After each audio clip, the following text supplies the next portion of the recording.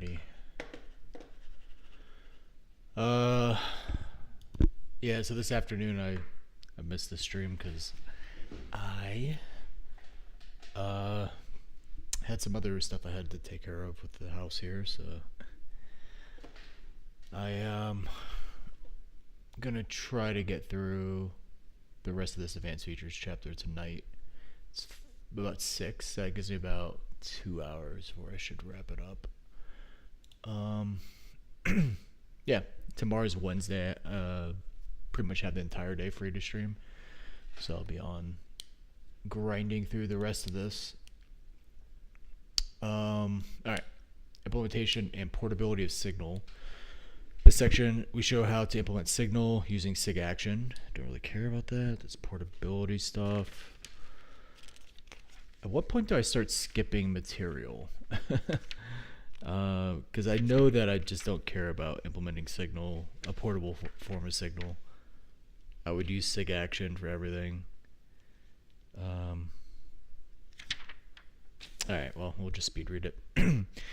In this section, we show how to implement Signal using SIG action. The implementation is straightforward, but needs to account for the fact that historically and across different Unix implementation, Signal has had different semantics. In particular, earlier implementations of Signal were unreliable, meaning that on entry to a Signal handler, the disposition of the signal was reset to the default. This corresponds with the SA reset hand flag described in section 2013. In order to have the Signal handler invoked again for a subsequent delivery of the same signal, the programmer needed to make a call to Signal from within the handler to explicitly reestablish the handler. The problem in this scenario is that there is a small window of time between entering the Signal handler and reestablishing the handler, during which, if a signal arrives a second time, it would be processed according to its default disposition, which might crash the program. Delivery of further occurrences of the signal was not blocked during execution of Signal handler. This corresponds with the SA no defer flags described in section 2013. This meant that if the signal was delivered again while the handler was still executing, then the handler would be recursively invoked. Given a sufficiently rapid stream of signals, the resulting recursive invocation of the handler could overflow the stack. That makes sense. As well as being unreliable, earlier Unix implementations did not provide automatic restarting of system calls, i.e. the behavior described for the SA restart flag in section 21.5. The 4.2 BSD reliable signals implementation rectified these limitations, and several other Unix implementations followed suit. However, older semantics live on today in the system via implementation of Signal, and even contemporary standards such as SUSE3 and C99 leave these aspects of Signal deliberately unspecified. Tying the above information together, we implement Signal as shown in listing 22.1. By default, the implementation provides the modern signal semantics. If compiled with the old signal, then it provides the earlier unreliable signal semantics and does not enable automatic restarting of system calls. So we've got a signal handler T signal. Signal handler T is a function pointer, takes in a int, returns a void star. So a signal handler returns a signal handler T, takes in the signal, or accepts as an argument a signal and a signal handler. We create our SIG action dispositions, new and previous. The new, we assign the handler in. We set the mask to empty. If it's old signal, then we add these flags. If it's new signal, then we just do restart. Then we do SIG action. So basically, it's just a set of flags, and then we return the handler to comply with the prototype. Some glibc details. The glibc implementation of Signal library function has changed over time. In newer versions of the library glibc2 and later, the older semantics are provided by default. In older versions of the library and earlier unreliable system V compatible semantics are provided. The Linux kernel contains the implementation of Signal as a system call. This implementation provides the older unreliable semantics. However, glibc bypasses the system call by providing a Signal library function that calls SIG action. If we want to obtain unreliable signal semantics with modern versions of glibc, we can explicitly replace our calls to Signal with calls to the non-standard sysv signal function. So there's a good news source, Signal H. We call or use this sysv signal, which has a similar prototype to the other signal function. The sysv signal function takes the same arguments as signal. If the BSD source feature test macro is not defined when compiling a program, glibc implicitly redefines all calls to signal to be calls to sysv signal, meaning that signal has unreliable semantics. By default, BSD source is defined, but it is disabled unless also explicitly defined if other feature test macros such as svid source or xopen source are defined when compiling a program. This stuff is not simple. It's like an explosion of complexity. All right, SIG-action is the preferred API for establishing a signal handler. Because of the systemv versus BSD and older versus recent glibc portability issues described above, it's good practice always to use SIG-action rather than signal to establish signal handlers. We followed this practice throughout the remainder of this book. An alternative is to write our own version of signal, probably similar to listing 22.1, specifying each flag, exactly the flags that we require, and employ that version with our applications. Note, however, that it is portable and shorter to use signal to set our disposition of a signal to sig ignore sig default, and will often use signal for that purpose. I just use SIG-action because it's more modern. Just like get rid of the legacy stuff, guys. Real-time signals. Real-time signals were defined in POSIX 1b. Oh, this is actually an area that I was interested in, so I'll slow down reading here. To remedy a number of limitations of standard signals, they have the following advantage over standard signals. Real-time signals provide an increased range of signals that can be used for application-defined purposes. Only two standard signals are freely available for application-defined purposes, SIG-USR1 and SIG-USR2. Real-time signals are queued. If multiple instances of a real-time signal are sent to a process, then a signal is delivered multiple times. By contrast, if we send further instances of a standard signal that is already pending for a process, that signal is delivered only once. When sending a real-time signal, it is possible to specify data, an integer or pointer value that accompanies the signal. Yeah, that's right. This comes in the it's like a data section of the info parameter for like signal handlers that have the extra info. The signal handler in the receiving process can then retrieve this data. The order of delivery of different real-time signals is guaranteed. If multiple different real-time signals are pending, then the lowest numbered signal is delivered first.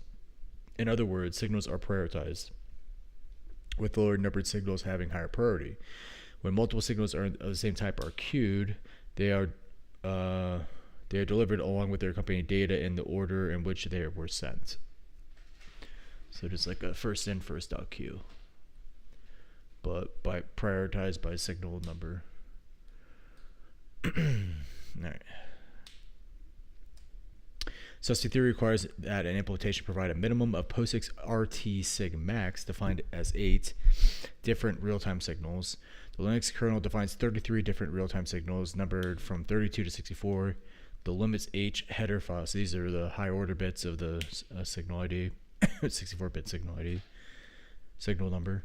The limits at H header file defines the constraint RT sig max to indicate the number of available real-time signals, and the constants sig real-time min and sig real-time max to indicate the lowest and highest available real-time signal numbers. On systems deploying the Linux threading implementation, sig real-time min is defined as 35 rather than 32 to allow for the fact that Linux threads makes internal use of the first 3 real-time signals. On systems employing the NPTL threading implementation, sig RT min is defined as 34 to allow for the fact that NPTL makes internal use of 2 real-time signals. Real-time signals are not individually identified by different constants in the manner of standard signals. Okay.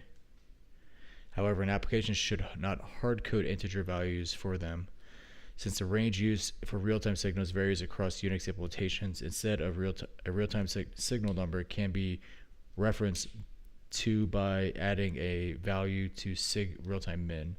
For example, an expression sig real-time min plus 1 refers to the second real-time signal. Be aware that SUSV3 doesn't require sig real-time max and sig real-time min to be simple integer values. They may be defined as functions, as they are in Linux. This means that we can't write code for the preprocessor as following. Okay.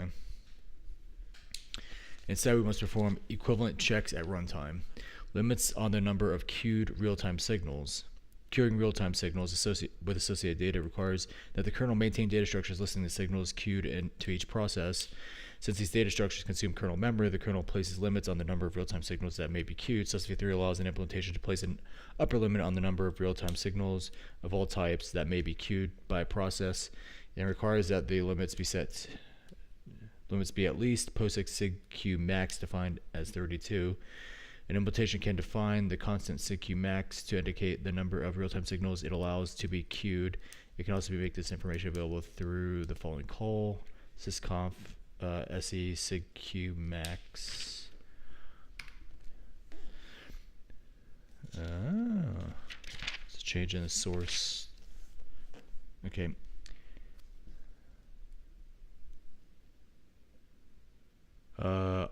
On systems with glibc versions before 2.4, this call returns -1. Since glibc 2.4, the return value depends on the kernel version. Before Linux 2.6.8, call returns a value in Linux-specific proc6 kernel rtsig max file. Check that out. Cat out the sys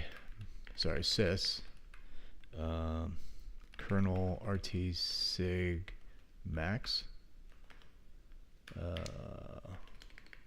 Kernel real time. There's no rtsig max file, so that's no longer a thing.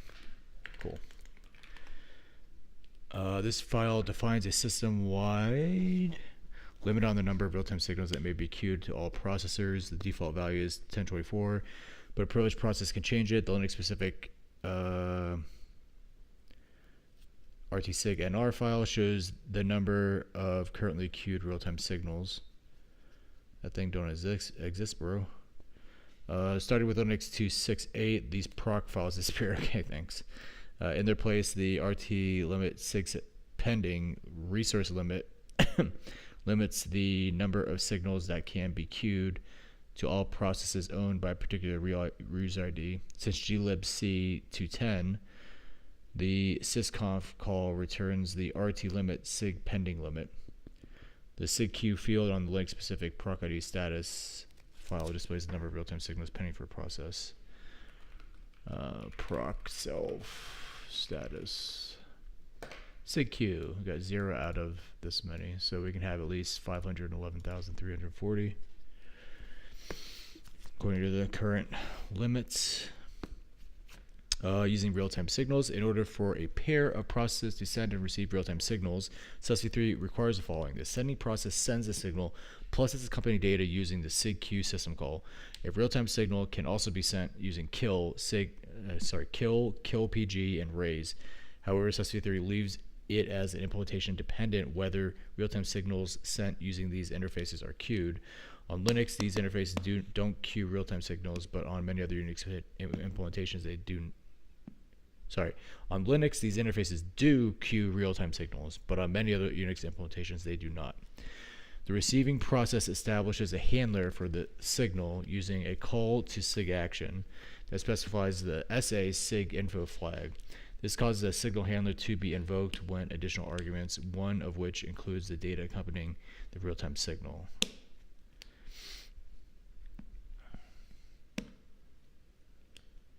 Yeah, exactly. You need the SA SIG info flag so you can receive the data. Yep. On Linux, it is possible to queue real-time signals even if the receiving process doesn't specify the SA SIG info flag when establishing the signal handler, although it is not then possible to obtain the data associated with the signal. In this case, however, SUSV3 doesn't require implementations to guarantee this behavior, so we can't portably rely on it. Sending real-time signals. The SIG-Q system call sends the real-time signal specified by SIG to the process specified by PID. So it's, hey, I'm going to SIG-Q to this PID, this signal, And here's the value, which is a union of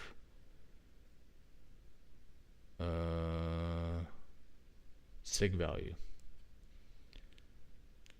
Const union sig value value. Okay. Curious how that works out. I don't really know that bit of C. The same permissions are required to send a signal using sigq as are required with kill. A null signal can be sent with the same meaning as for kill. Unlike kill, we can't use sigq to send signal to an entire process group by specifying a negative value in PID. Okay. That was a weird interface anyways.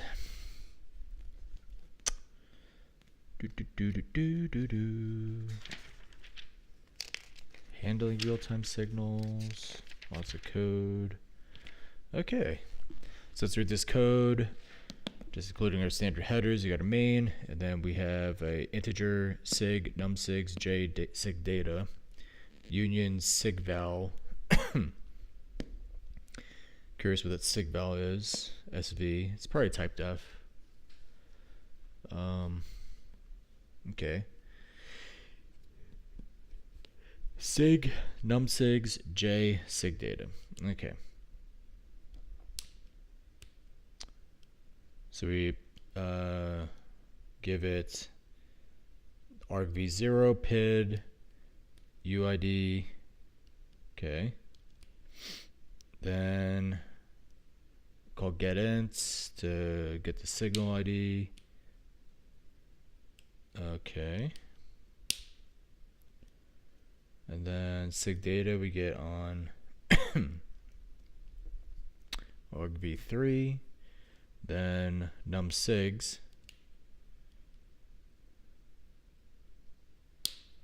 we get from argc4 or argv4. Okay, and then we go over, we say, hey, how many sigs do you want to write? And then we add the sig data plus a j just so that we can keep track of things as the sig val integer. Wait a minute, what is that?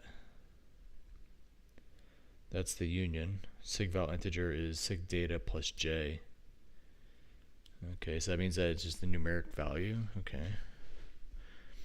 And then it'd be nice if the data was like a bunch of bytes or something, right? Instead of a single integer. If sigq get long. Okay. Don't know why you would call the get long again.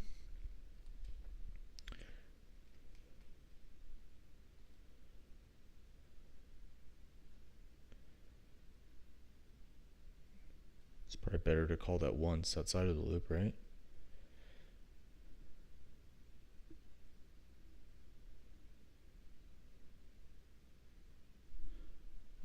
Sigq pid sig, yeah. Okay. The value argument specifies the data to accompany the signal. This argument has the following form: union sig val int and a void star. Okay, so you can point to some data, but shouldn't that have a length as well? The interpretation of this argument is application dependent, as is the choice of whether to set the integer pointer fields of the union. The pointer field is seldom useful with sigq, since a pointer value that is useful to one process is rarely meaningful to another process. Exactly. However, this field is useful in other functions that employ sig val unions, as we'll see when we consider POSIX timers in section 23.6 and POSIX max q notifications in section 52.6. Okay. Several Unix implementations, including Linux, define a sigval-t data type as a synonym for union sigval. However, this type is not specified in SUSE 3 and is not available on some implementations. Portable applications should avoid using it. Boop. A call to sigq may fail if the limit on the number of queued signals. Okay, so sigq is blocking. synchronous sending of the signal. Blocks till the kernel either says this is going to work or not. Call to SIGQ may fail if the limit on the number of queued signals has been reached. In this case, error notice at the E again, indicating that we need to send the signal again in some later time when some of the currently queued signals have been delivered. That's some, yeah, okay. An example of the use of SIGQ is provided in listing 22.2, page 459.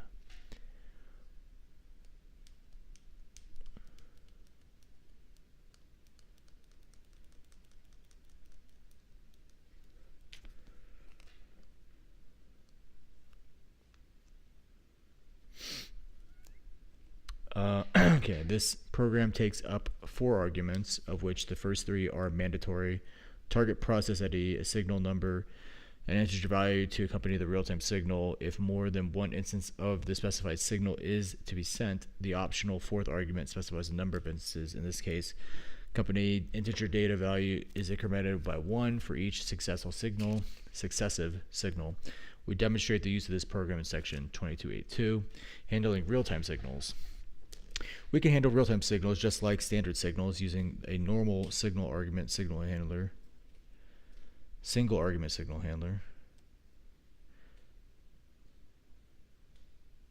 Alternatively, so what makes them real time?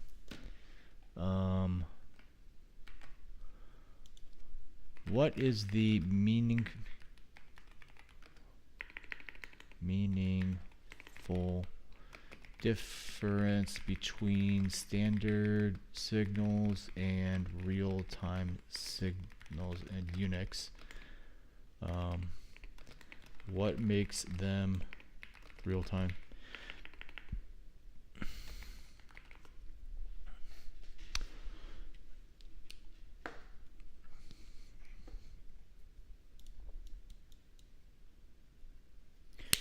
Deterministic, queuable, ordered signal delivery.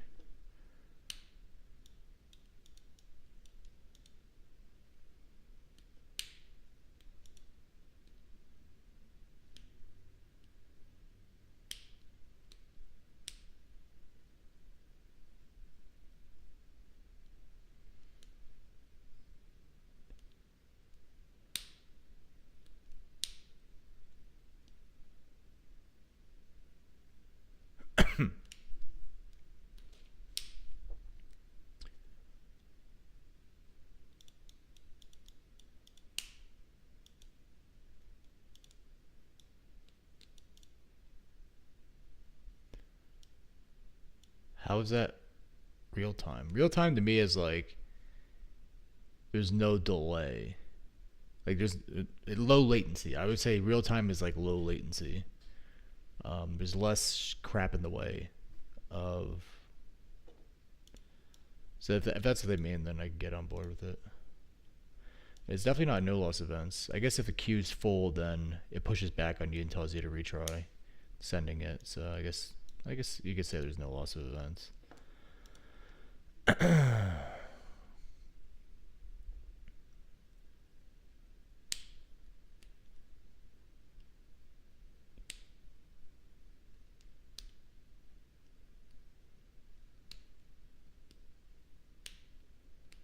Yeah.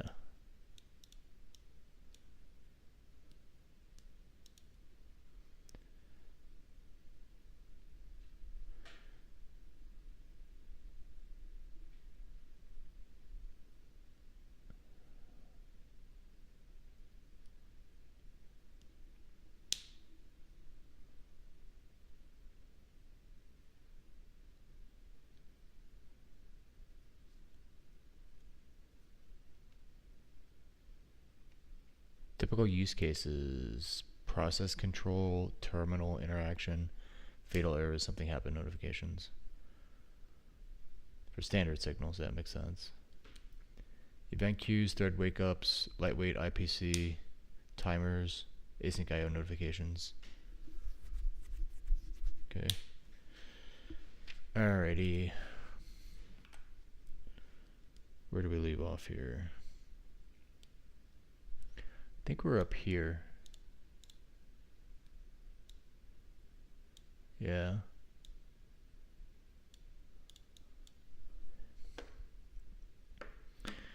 So we can we declare our sig action struct, and then we set its mask to zeros or whatever the empty set is. And then we say, hey, your handler's here.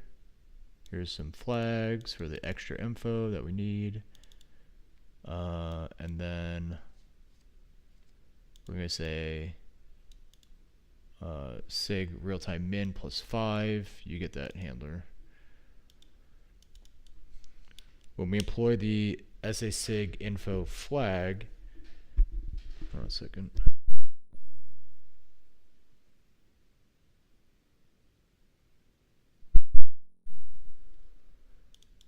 The second argument passed to the signal handler is sig info t structure that contains additional information about the real-time signal. We described the structure in detail in section 21.4. For a real-time signal, the following fields are set in the sig info t structure. So we got the signo field is the same as the value passed in the first argument of the signal handler, same as regular non-real-time standard signals. The code field indicates the source of the signal. This contains one of the values shown in table 21.2. Oh yeah, that's right, the code. For real-time signal sent via sigq, this field is always the value siq. Okay. The si value field contains the data specified in the value argument. The sig val union by the process that was sent the signal using sigq. As noted already, the interpretation of this data is application defined. The si value field doesn't contain valid information if the signal was sent via kill, using kill. The PID and UID fields contain respectively the process ID and real user ID of the process sending the signal. Listing 22.3 provides an example of handling real-time signals. This program catches signals and displays various fields from the sig info t structure passed to the signal handler. The program takes two optional integer command line arguments. Boop. The first argument is if the first argument is supplied, the main program blocks all signals and then sleeps for a number of seconds specified by this argument. During this time, we can queue multiple real-time signals in the process and observe what happens when the signals are unblocked. The second argument specifies the number of seconds that the signal handler should sleep before returning, specifically a non-zero value. The default is 1 second. Is useful for slowing down the program so that we can more easily see what is happening when multiple signals are handled. We can use the program listing 22.3 along with the program listing 22.2 to explore the behavior of real-time signals as shown in the following shell session log. So we got a catch real-time signals 60 and so it's going to sleep for 60 seconds. So we're going to put it in the background, let it run in the background. It's going to output its PID. And then it's going to block and sleep for 60 seconds. And then we're going to run our queue. We're going to queue up 12,842 signals.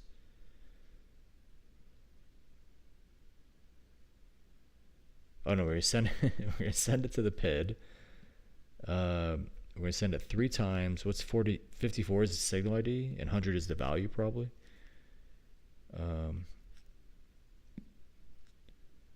And then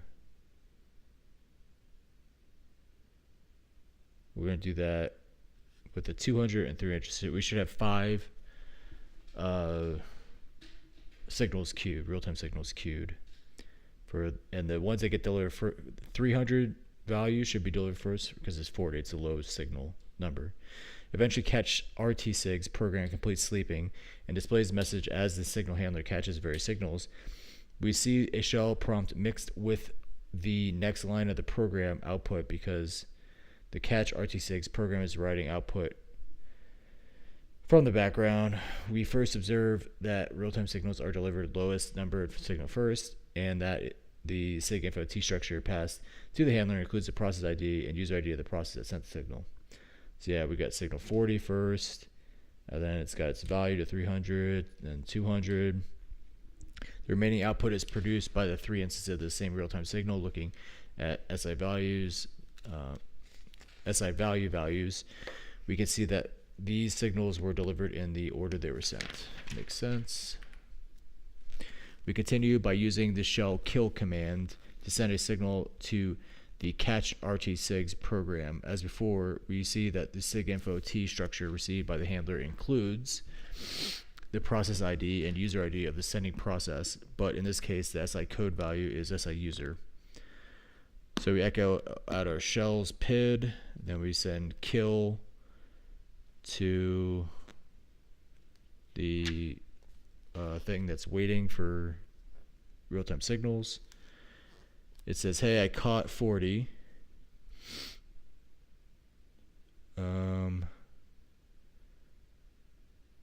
They got the PID. No value, of course.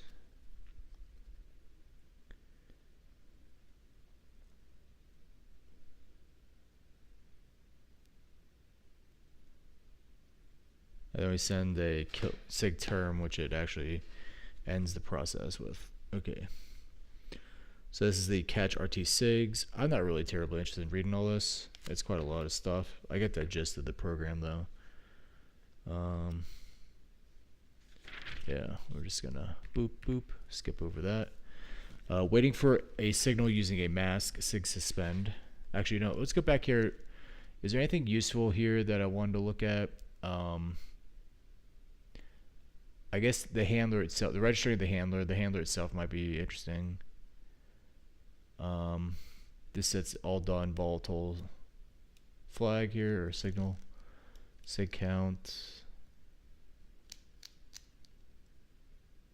I thought these had to be atomic, right?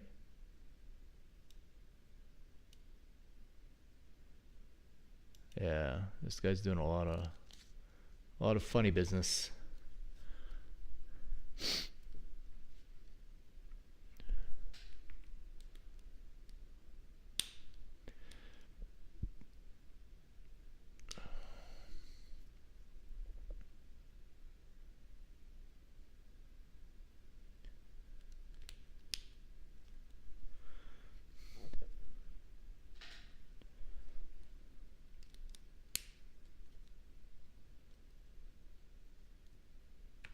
Okay.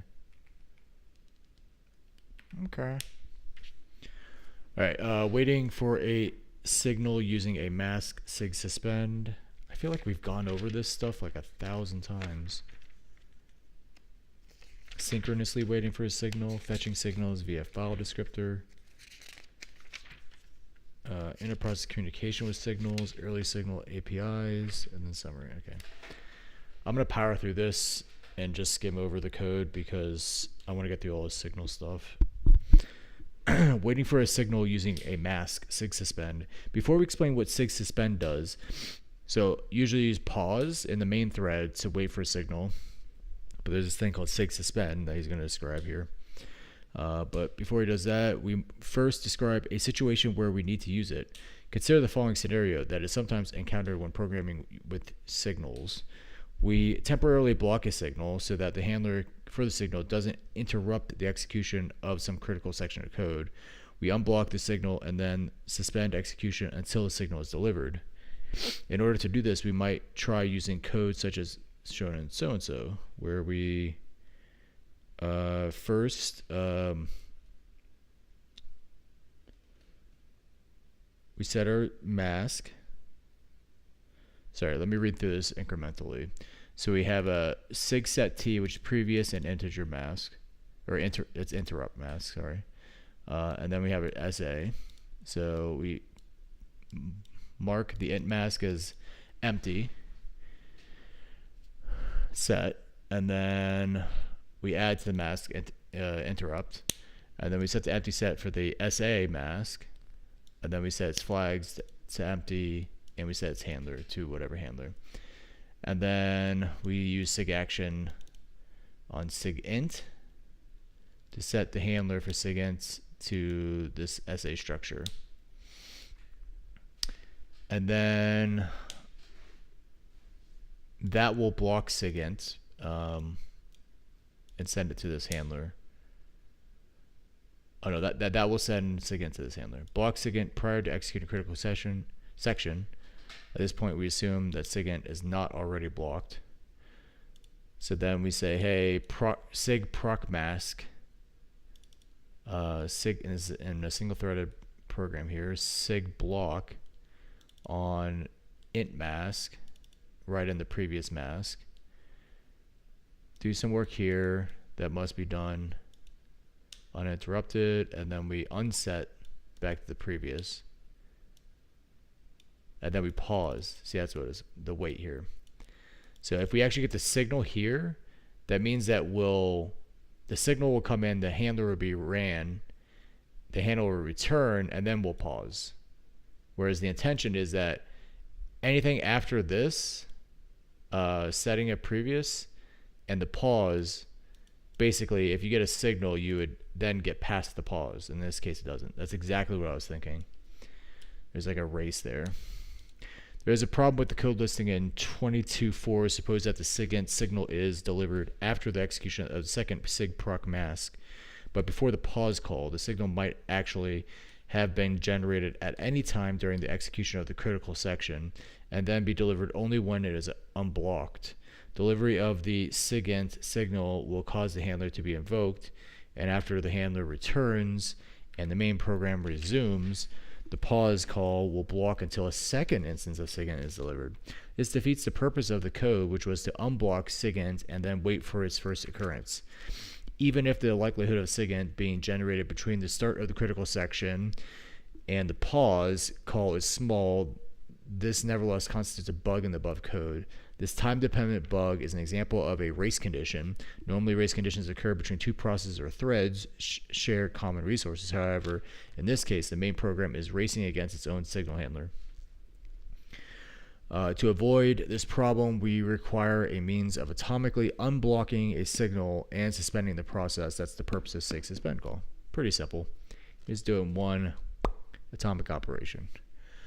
The sig suspend system call replaces the process signal mask by the signal set pointed to by mask, and then suspends execution of the process until the signal is caught by its handler.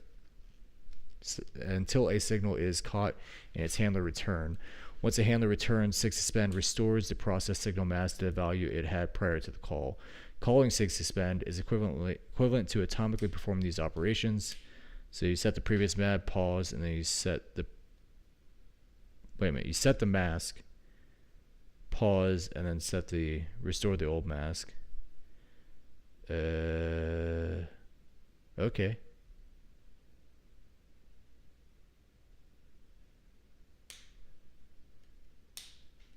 Although restoring the old signal mask, i.e. the last step in the above sequence, may at the first appear inconvenient, it is essential to avoid race conditions in situations where we need to repeatedly wait for signals. In such situations, the signal must remain blocked except during the sig suspend calls. If we later need to unblock the signals that were blocked prior to the sig suspend call, we can employ a further call to sig proc mask. Yeah, makes sense. When sig suspend is interrupted by delivery of a signal, it returns -1 with error no set to E enter. If mask doesn't point to a valid address, sig suspend fails with error E fault. Example program listing 22.5 demonstrates the use of sig suspend. This program performs the following steps: display the initial value of the process signal mask using the print sig mask function. Block SIGINT and sig quit to save the original process signal mask. Establish the same handler for both SIGINT and sig quit. This handler displays a message, and if it was invoked via delivery of sig quit, sets the global variable got sig quit. Loop until got sig quit is set. Each loop iteration performs the following steps: display the current value of the signal mask using our print sig mask function. Simulate a critical section by executing a CPU my mind is wandering here because I want to see how do I print out the range of real-time signal numbers from the shell.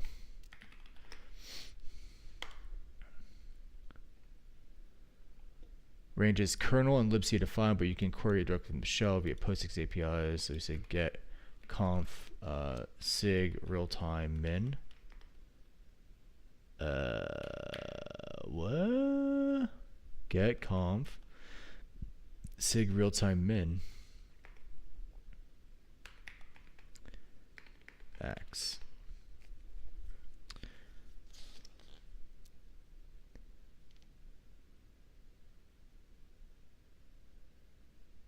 I think that, yeah. Wrong. AI, silly AI. Get your free offer out of here.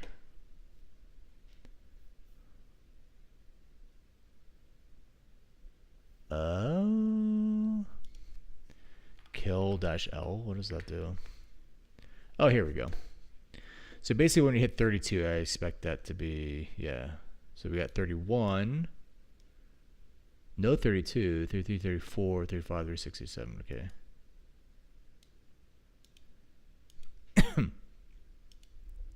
So there's some buffer here. They reserve some range there.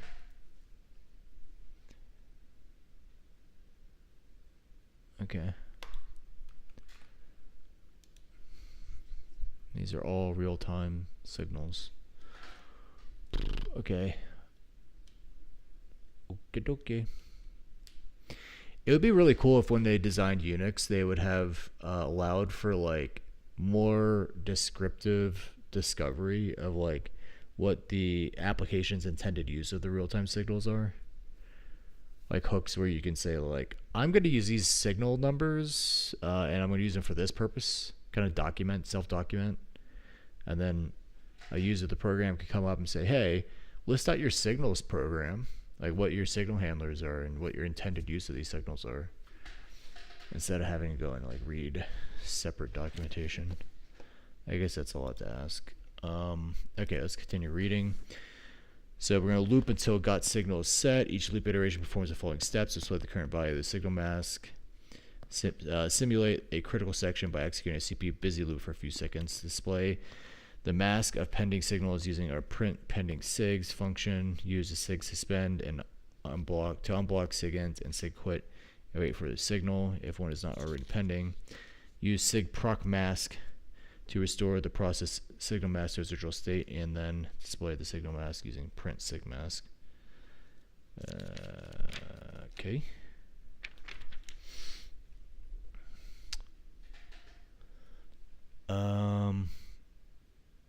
This is like intense. I'm just gonna skip past that. The following shell session logs an example of what we see when we're running the program. So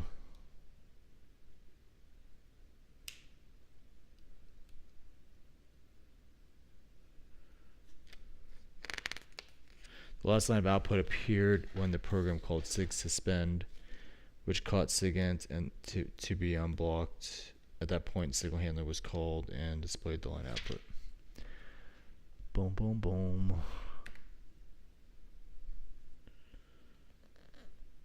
This time we type control \, which causes the signal handler to get the got sig quit flag, which causes the main program to terminate its loop. Okay. Synchronously waiting for a signal.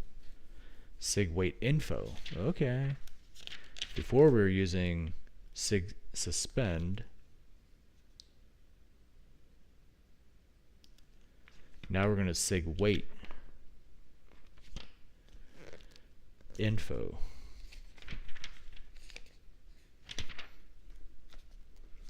In section 22.9, we saw how we can use signal handler plus sig suspend.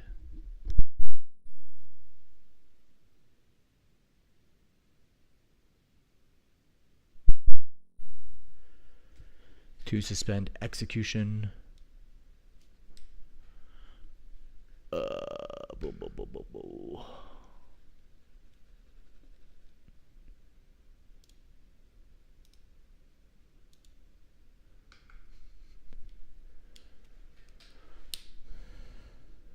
of a process until a signal is delivered. However, the need to write a signal handler and to handle its complexities of asynchronous delivery make this approach cumbersome for some applications. Instead, we can use the sig wait info system call to synchronously accept a signal. Interesting. So you're not even gonna like have a handler? Am I understanding this correctly?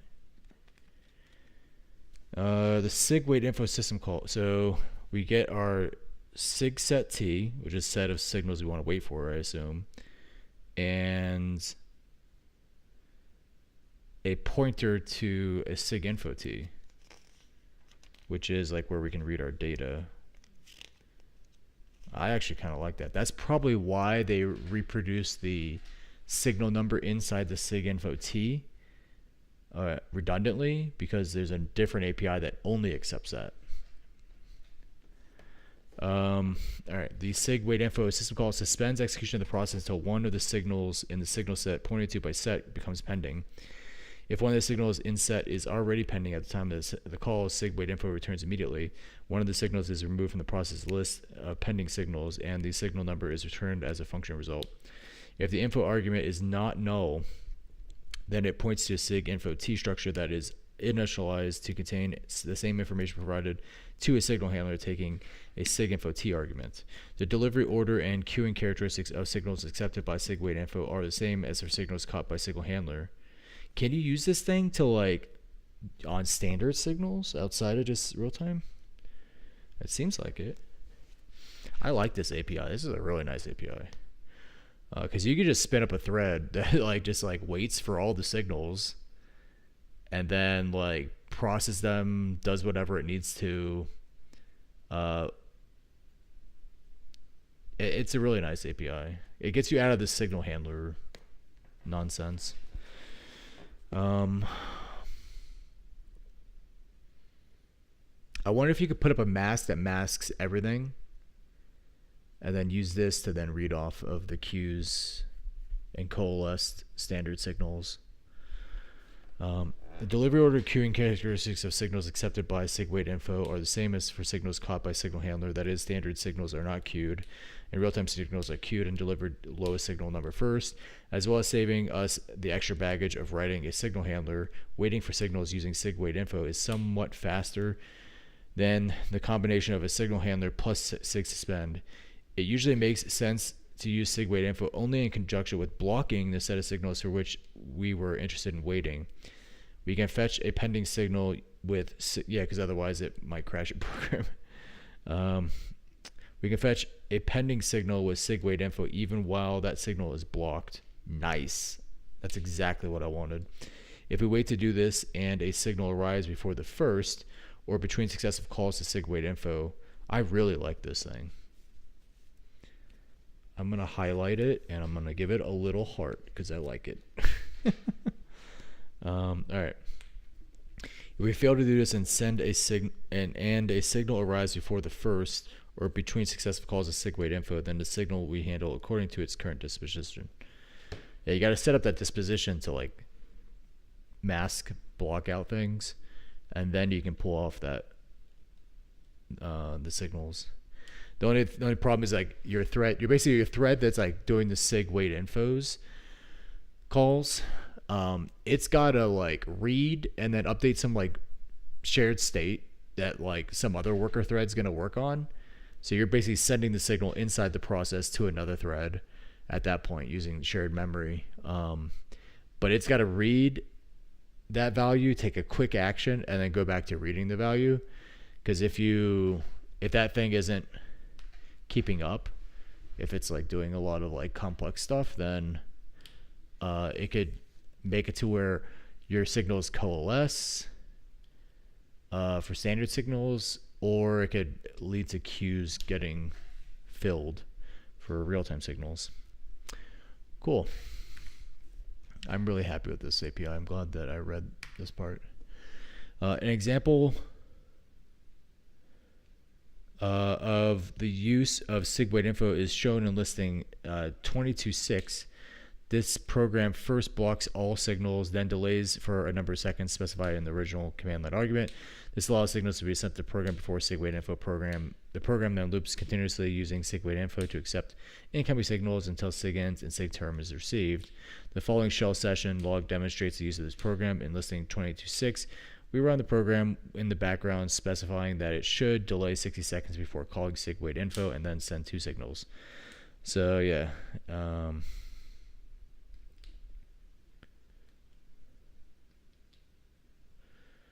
So it's going to get the 42, the 43, and the 60. Oh no, 42, 43. Eventually, the program completes its sleep interval, and the SIG-wait info loop accepts the queued signals. We see a shell prompt mixed with the next line of the program output. Yeah, okay, I understand how shells work. As with real-time signals caught with a handler, we see that signals are delivered lowest numbers first, and the SIG info T structure past the signal handler allows us to obtain. Wait a minute, structure passed to the signal handler. It's not a signal handler.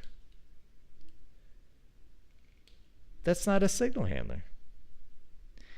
Is that a errata on this book? He has a list of errata. I'm gonna look it up. The Linux program interface. Boom. Errata. Let's go to errata here. And then this is going to be on line 469. So I'm going to go page down, 469.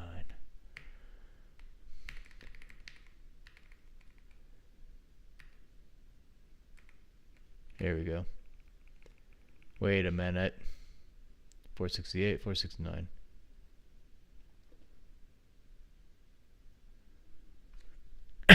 He's got 2 errata on here.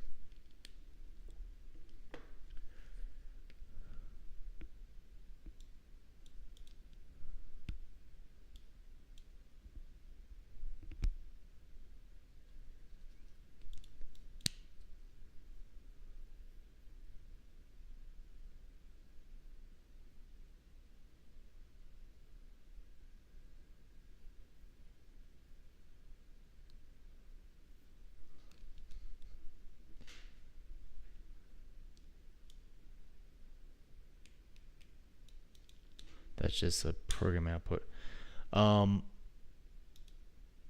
This here, let's reread it, but I'm pretty sure that him calling it a signal handler is here. It's a little bit misleading because it's not a handler. It's not a signal handler. It's handling the signals, but in a technical sense, it's not a signal handler. It's just a normal operating system thread. So he says, eventually the program completes its sleep interval, and the SIG-wait info loop accepts the queued signals. We see a shell prompt mixed with the next line of the program output because the T SIG-wait info program is writing output from the background. As with real-time signals caught with a handler, we see that signals are delivered lowest numbers first, and that the SIG info T structure passed to the signal handler allows us to obtain the process ID and user ID of the sending process.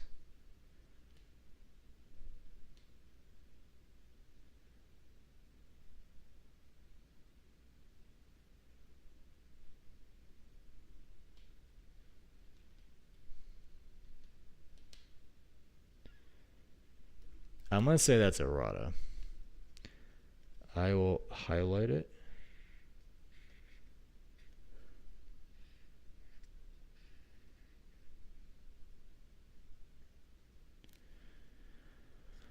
And I'm going to say tadd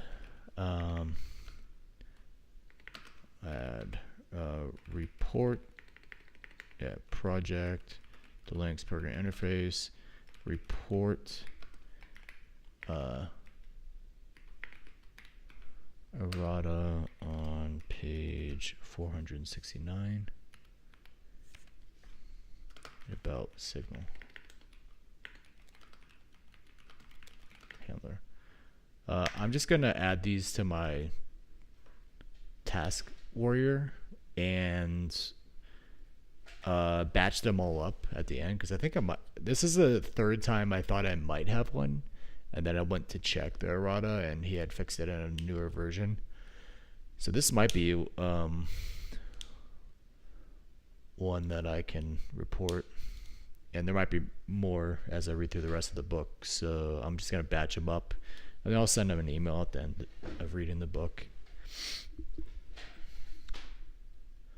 Alrighty. We continue using the shell kill command to send a signal to the process. Shell kill command to send a signal to the process.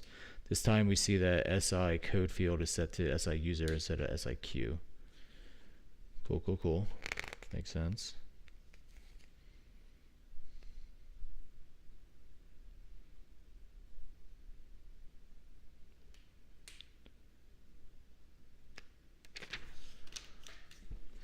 I've actually never seen this syntax before, this %1. I don't think that's a shellism. We say echo foo, and then I do echo %1. It's just %1. So man kill. What does %1 do? Or what does % do? Percent.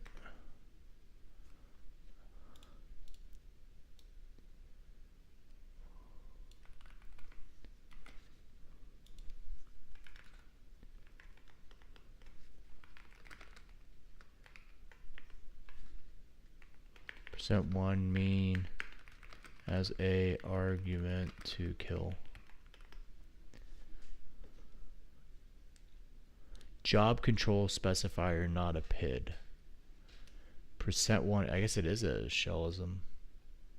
When you run programs from an interactive shell that supports job control, the shell assigns each background or stop job a job ID. Okay. Okay. There's a whole bunch of syntax around % that I was unaware of.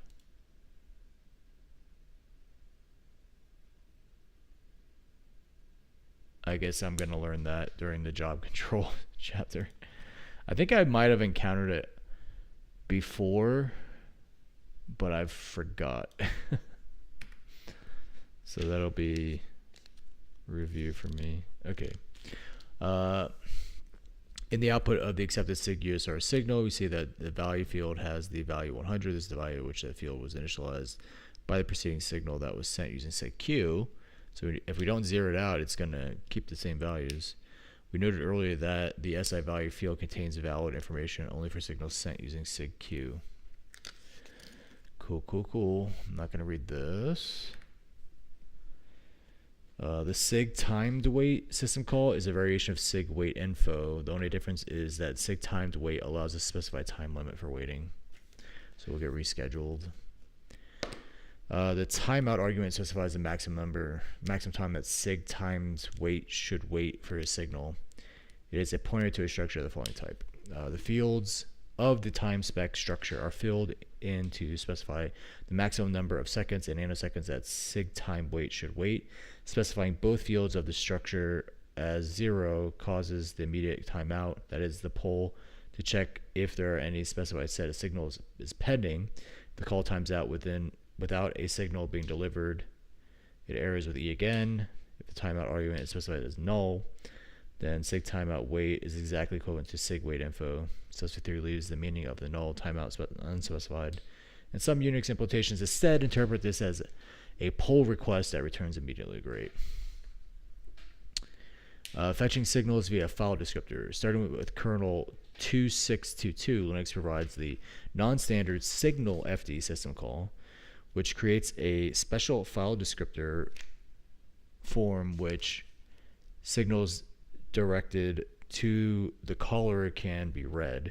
The signal FD mechanism provides an alternative to the use of SIG wait info for synchronously accepting signals. If you say signal FD, here's an FD, mask, and flags. Wait a minute. How do we...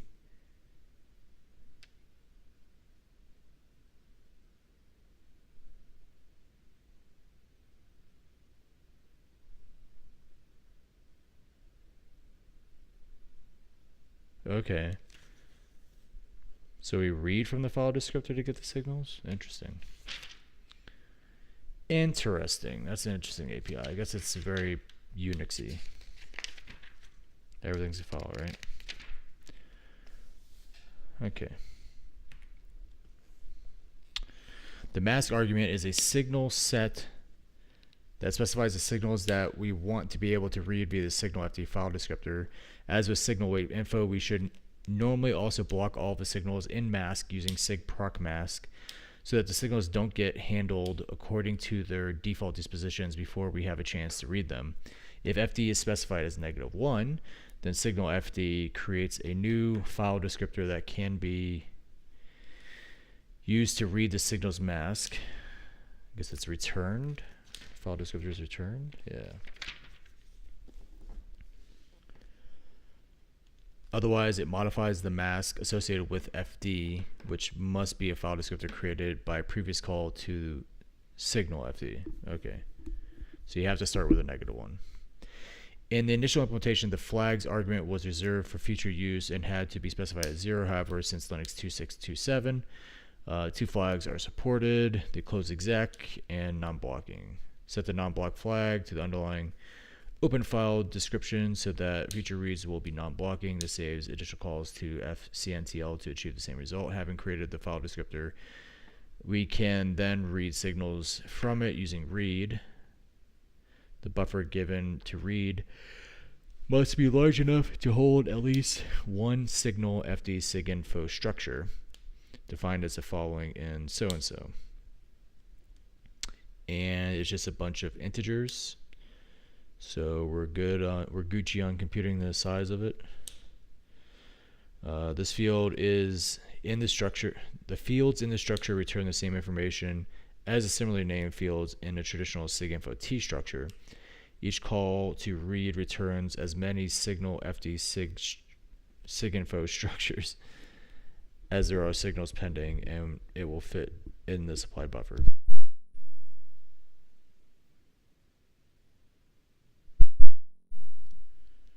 If no signals are pending at the time of the call, then read blocks until a signal arrives. Sorry. Yeah. It makes sense unless you do the non-blocking. You can also use the setfl operation to set the non-block flag on the file descriptor so that reads are non-blocking and will fail with the error again if no signals are pending. When a signal is read from signal FD, file descriptor is consumed and ceases to be pending for the process.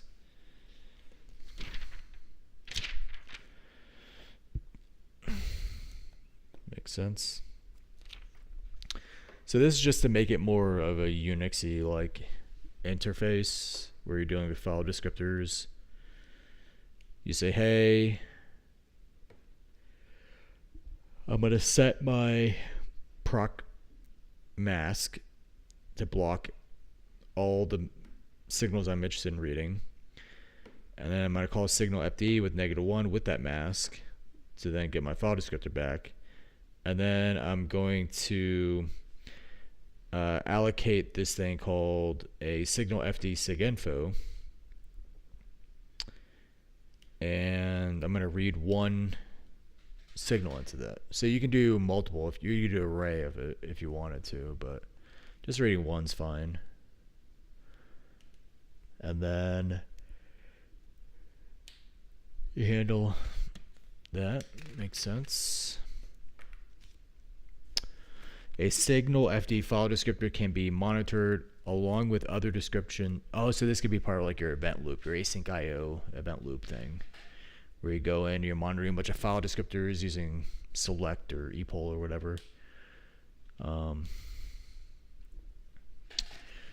Yeah, signal FD file descriptor can be monitored along with other descriptors using select poll and epoll described in chapter 63, the best chapter of the book.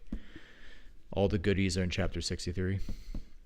Among other uses, this feature provides an alternative to the self-pipe trick described in section 63.5.2. If signals are pending, then these techniques indicate the file descriptor as being readable. When we no longer require a signal FD file descriptor, we should close it in order to release associated kernel resources. Listing 22.7 on page 473 demonstrates the use of signal FD. This program creates a mask of a signal's numbers specified in its command line arguments, blocks those signals, and then creates a signal FD file descriptor to read those signals. It then loops reading signals from the file descriptor and displays some of the information of the return signal FD sig info structure. In the following shell session, we run the program listing 22.7 in the background and send it a real-time signal with accompanying data using the program listing 22.2. Makes sense. Inter-process communication with signals. How many more sections we got here? We got that one. Earlier signal APIs, and then we're done with signals. Of course, timers. I think there's gonna be a lot of signals in the rest of the book, but at least we're done with like signals as a sole focus of the reading. I have to give them credit. Like these later APIs are so much better. Like what is it? The sig wait info, the sig timed wait, and now this file descriptor, signal FD. Like now that I know signal FD exists, like it seems like every one of these APIs that he's been talking about has been getting better and better and better. It shows like the evolution of the kernel, but signal FD is like, why would you use anything better or anything else? Like nothing's better. But I guess maybe this book's a little dated, so there might be something better out there. But as far as the book is concerned, this is the best. The last one he covered is the best one in my opinion. It just it's very Unixy, deals with file descriptors. It's very simple. You just block using a mask the signals that you want to handle with your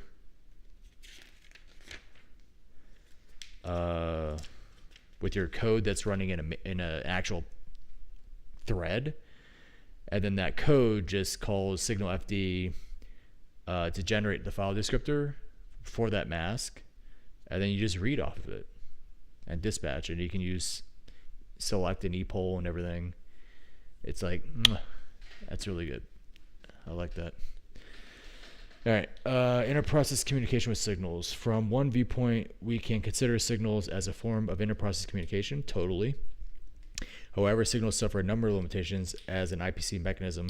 First, by comparison with other methods of IPC that we examine in later chapters, programming with signals is cumbersome and difficult. I agree. The reason for this is as follows. The asynchronous nature of signals mean that we face various problems, including reentrancy requirements, race conditions, and the correct handling of global variables from signal handlers. Most of these problems do not occur if we are using sig wait info or signal FD. Exactly. Or the timed version of sig wait info to synchronously fetch signals. Standard signals are not queued. Even for real-time signals, there's upper limits on the number of signals that can be queued. This means that in order to avoid loss of information, the process receiving the signals must have a method for informing the sender that it is ready to receive another signal. The most obvious method of doing this is for the receiver to send a signal to the sender.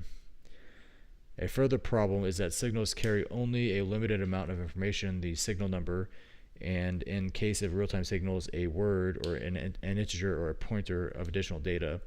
This low bandwidth makes signals slow by comparison with other methods of IPC such as pipes.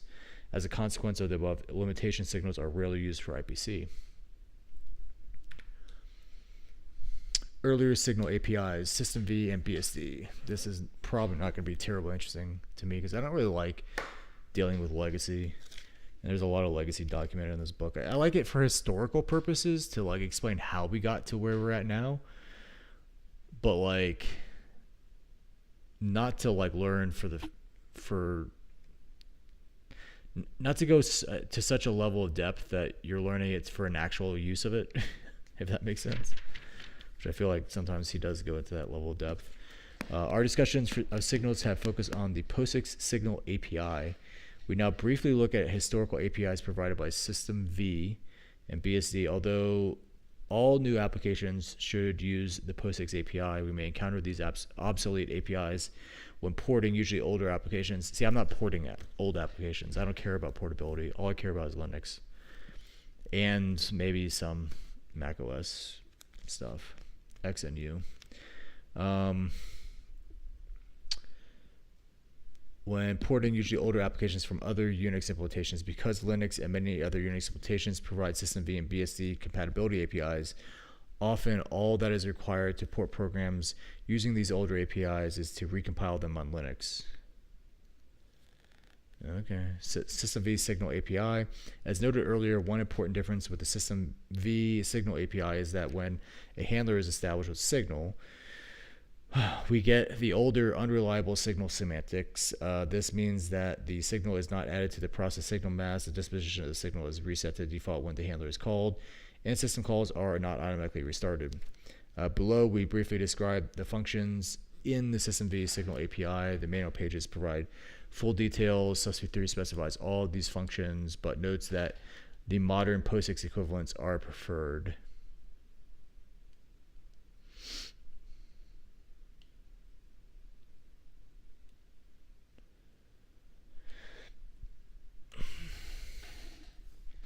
Subspeed 4 marks these functions obsolete. SIGSET.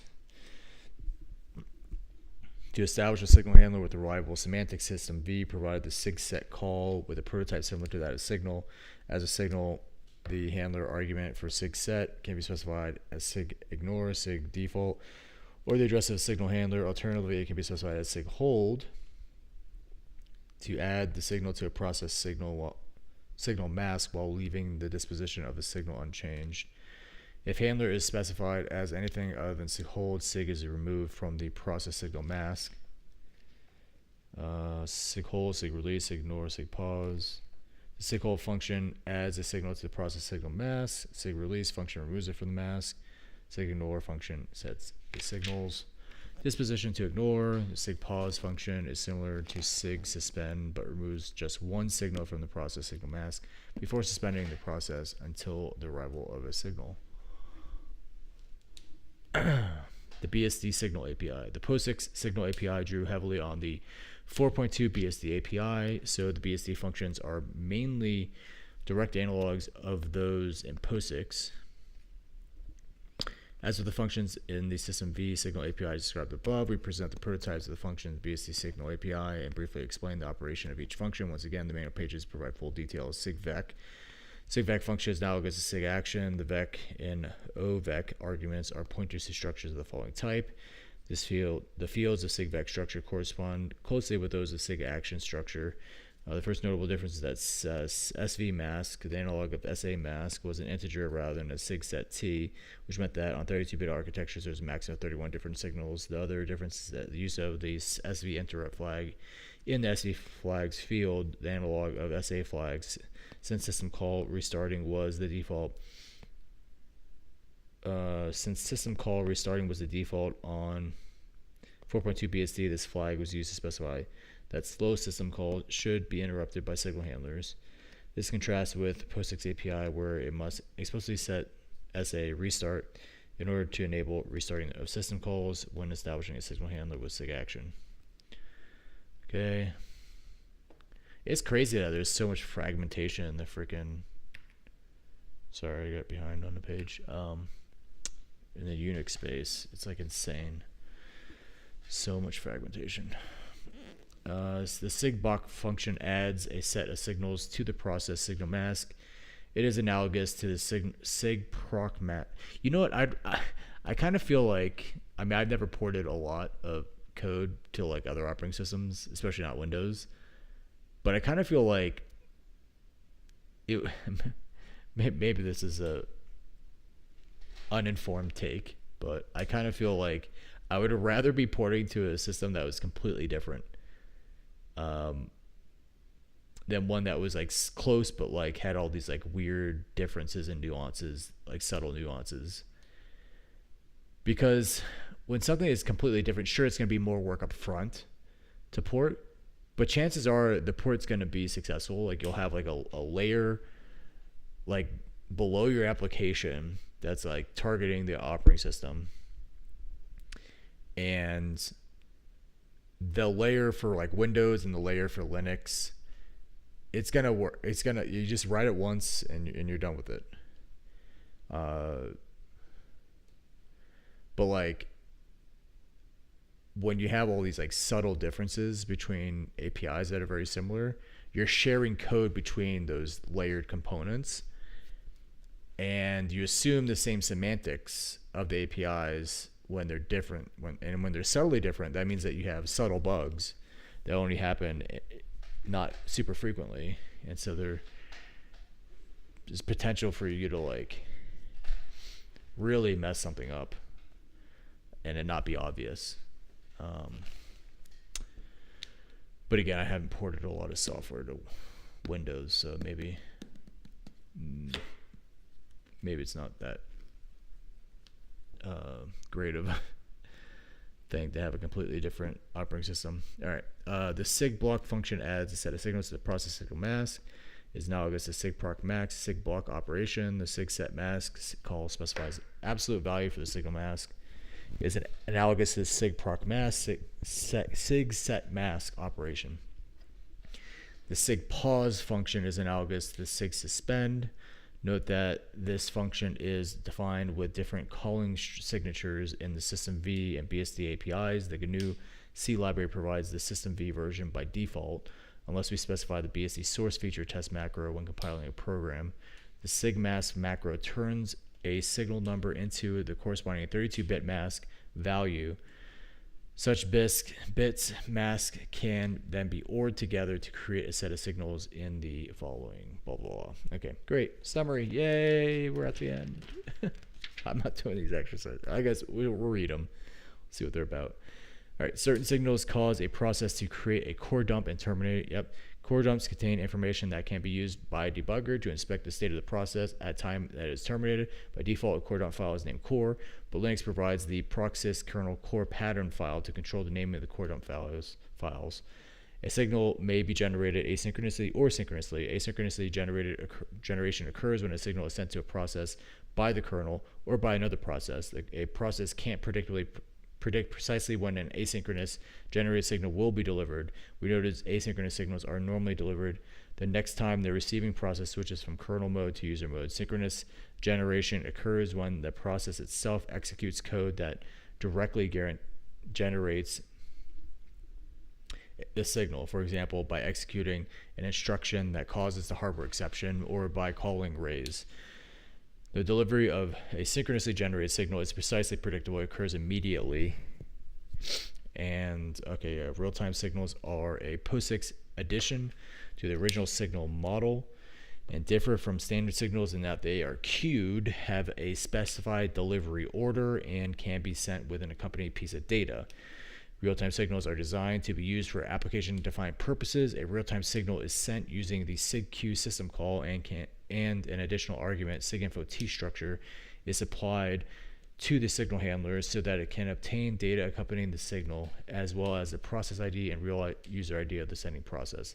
The SIG suspend system call allows a program to atomically modify the signal mask and suspend execution until a signal arrives. The atomicity of SIG suspend is essential to avoid race conditions when unblocking a signal and then suspending execution until that signal arrives. We can use SIG wait info and SIG timed wait to synchronously wait for a signal. This saves us the work of designing and writing a signal handler. Yay!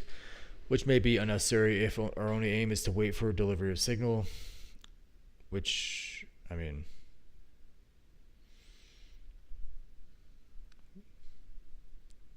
okay. Like SIG wait info and SIG timed wait, the Linux specific signal FD, my favorite, system call can be used to synchronously wait for a signal. The distinctive feature of this interface is that signals can be read via a file descriptor. This file descriptor can also be monitored using select, poll, and epoll. Bam. Although signals can be viewed as a method of IPC, manufacturers make them generally unsuitable for this purpose. including their asynchronous nature, the fact that they are not queued, and their low bandwidth, and their low bandwidth. More usually, signals are used as a method of process synchronization and for a variety of other purposes, e.g., event notification, job control, and timer expiration. Although the fundamental signal concepts are straightforward, our discussion has stretched over 3 chapters. Since there are many details to cover, signals play an important role in various parts of the system call API, and we'll revisit their use in several later chapters. In addition, various signal-related functions are specific to threads, e.g. pthread kill, pthread sigmask, and we defer discussion of these functions until section 33.2. I mean, yeah, makes sense. Further information.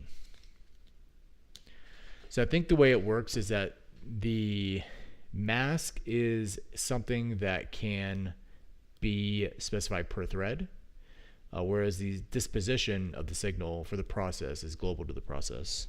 So like what its action will be, if there's a handler invoked, that sort of thing. And then what thread actually runs the handler is typically the thread ID or the task ID or PID of the thread. But if that thread's busy, it'll use another thread inside the same process that's available to run the handler. Okay. And when I say busy, I mean has its mask adjusted to not be able to handle the signal. Okay. Exercise section 22.2 noted that if stop processes if a stopped process that has established a handler for a blocked sig continue is later resumed as a consequence of receiving sig continue, then the handler is invoked only when sig continue is unblocked. Write a program to no, I'm not verifying that.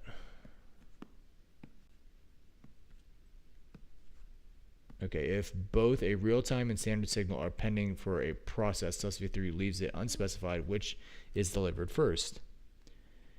Write a program that shows what Linux does in this case. I don't care. Have a program set up a handler for all signals. Block signals. Yeah, okay, I don't want to do that. Section 2210 states that accepting signals using sig wait info is faster than the use of a signal handler plus sig suspend. The program signal sig suspend, supplied in source code distribution of this book uses sig suspend to alternatively send signals back and forth between the parent and child processes. Time the operation of this program to exchange 1 million signals between the two processes. Don't care. Create a modified version of the program. I don't care about doing that. Implement system. No, I'm not doing it. Okay. Nothing that interests me there. Okay. Timers and sleeping. Speaking of sleeping, it's 7:16, about an hour and a half into reading. And I wanted to get some cardio done before I go to sleep tonight. So I'm going to call it here at 23. Let's go in here, say git status, vim up our readme. We can now put chapter 23 on the list. This is going to be timers and sleeping. And then if I go back over here, X out 22, and I think that's it because I didn't do any code for this chapter. Okay, so I finish chapter 22. Boom. And then T7 done.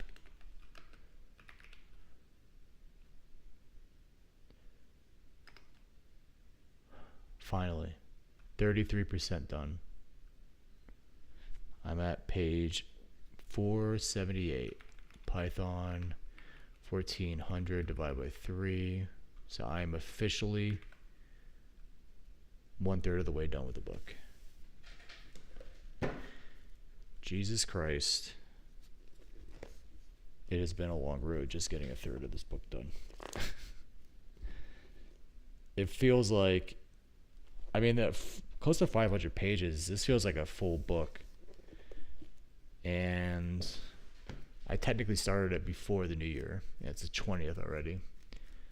So this could last me, if I don't go faster, it could last me until the end of February.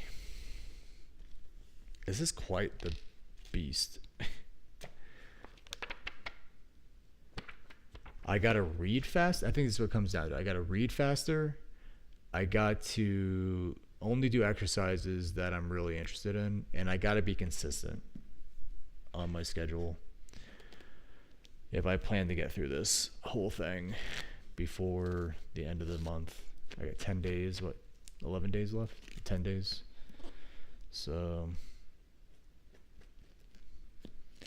I don't think I'll finish before February, but I'm going to give it a shot.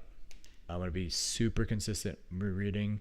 I'm going to read really fast, and I'm not going to spend a lot of time on the exercises unless there's something that just I need to implement that.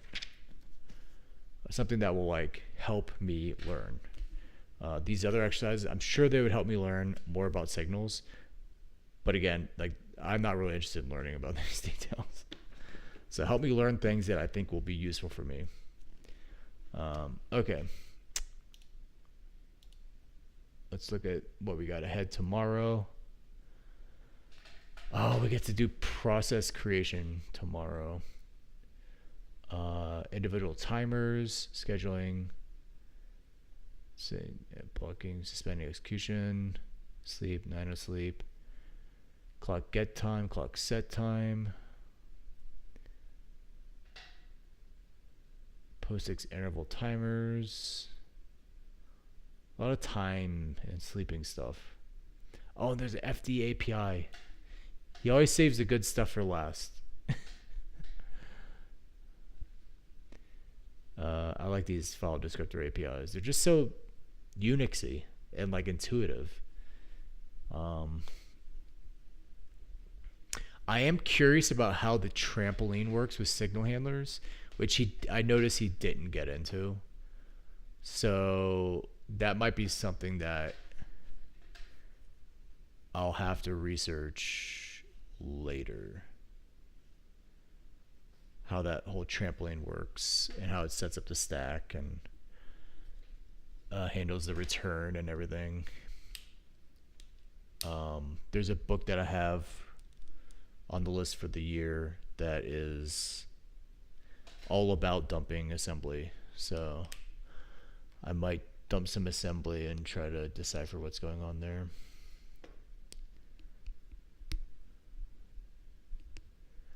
What amazes me is it's a small amount of work to read this whole book in comparison to it's a small amount of time in comparison to a lifetime. But what amazes me is so many people just assume a lot of this knowledge. I guess maybe, if you go through an operating system class, you'll touch on a lot of this stuff.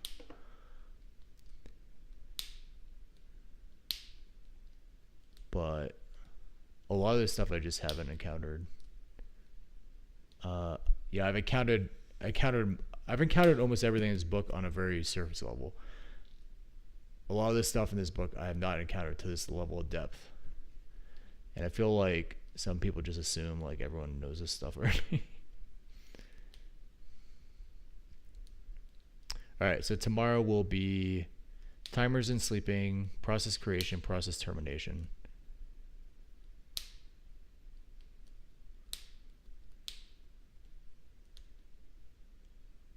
And I'm going to really enjoy these two. Cool. That will leave us at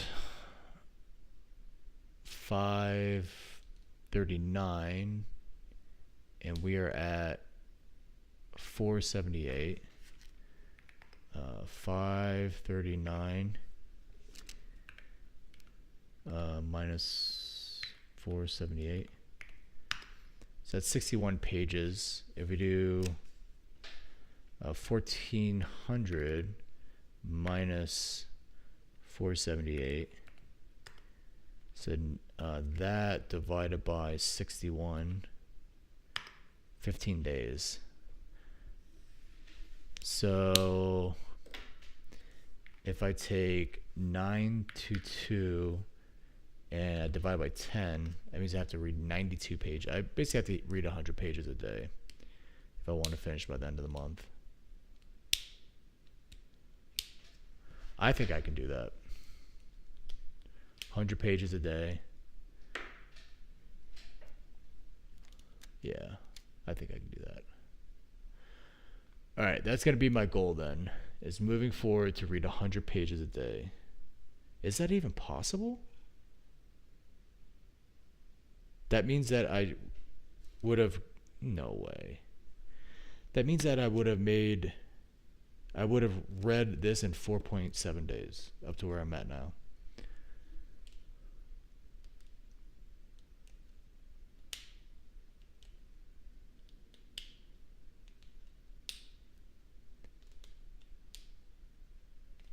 I think it's possible if I don't take time to experiment too much.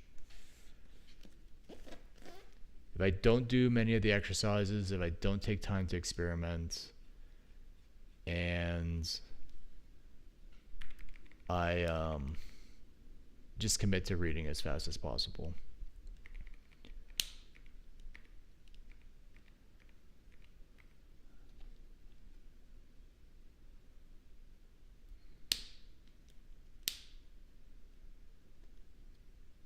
That's going to be my goal, though. Yeah, that's going to be my goal. Moving forward. I mean, I just read this from, let's see, it took me, an hour and a half to read from waiting. I think it was here.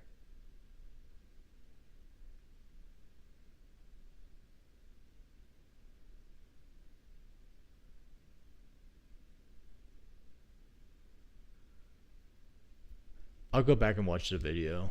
But I think it started at waiting.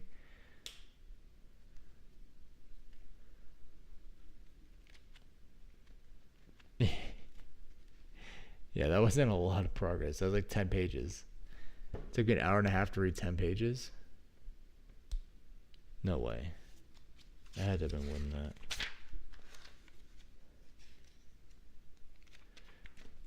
I'll go back and watch the video, but 10 pages an hour, that means 10 hours of reading. That's not possible. It is possible. It's not like yeah, I'm awake for 10 hours a day. But with like meals and everything, sleeping, it's possible. If I just do 10 pages an hour. But I think I can do more than 10 pages an hour. All right. Well, I'm going to pick up on this tomorrow morning then. Sleep timers and sleeping. Going to shoot for 100 pages a day minimum. And I'm going to time myself. And we'll see if I can get greater than 10 pages per hour rate of reading, which will be required to achieve this Herculean effort. This sucks though, because I'm going to feel rushed through a lot of this if I'm just blasting through it, reading really fast. But it might just be what's necessary. What I might do is just highlight exercises and add some entries to my task list as I'm reading, to remind myself to come back and do certain exercises. If it's something that's going to take more than a minute to do, then I should just add it to my task list or highlight it in the book and then come back to it later. Because I think what needs to happen is I need to just focus on reading speed, because it's taken me now I would say 23 days to get through 1/3 of the book. And I'm trying to condense down the remaining 2/3 into 10 days. So it's going to require a a rate of reading that will not allow for much experimentation, unfortunately. So, all right. Yeah, I'll be on tomorrow morning then, resuming with timers and sleeping. Cool. See y'all later. Bye.